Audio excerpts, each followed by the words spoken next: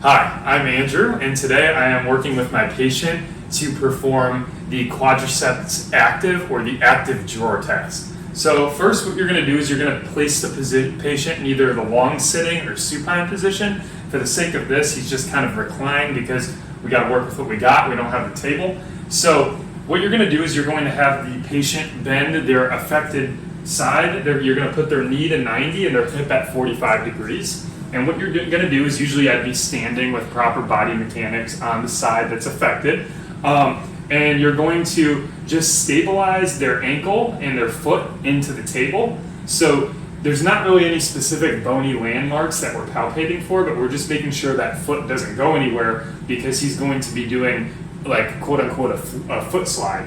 So what I'm going to have the patient do is I'm just going to stabilize right here and have the patient go ahead and activate their quad, so have them almost push their foot down into the plant. So if you want to go ahead and do that for me.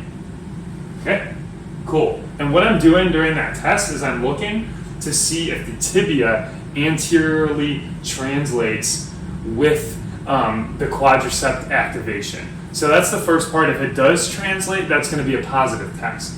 So the second part, what I'm going to do is I'm going to cut my hand kind of around the Achilles insertion and just have them go ahead and isometrically contract their hamstrings. So if you want to go ahead and act like you're going to pull your heel back into your body, okay? Cool.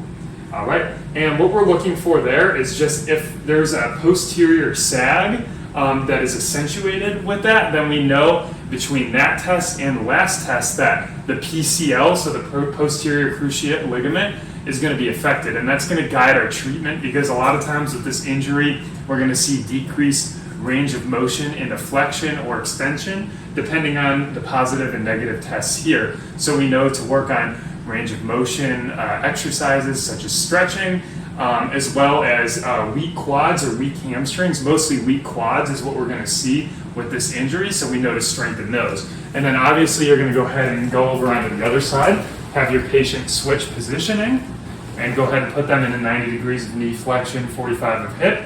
If you want to go ahead and push out, okay, good.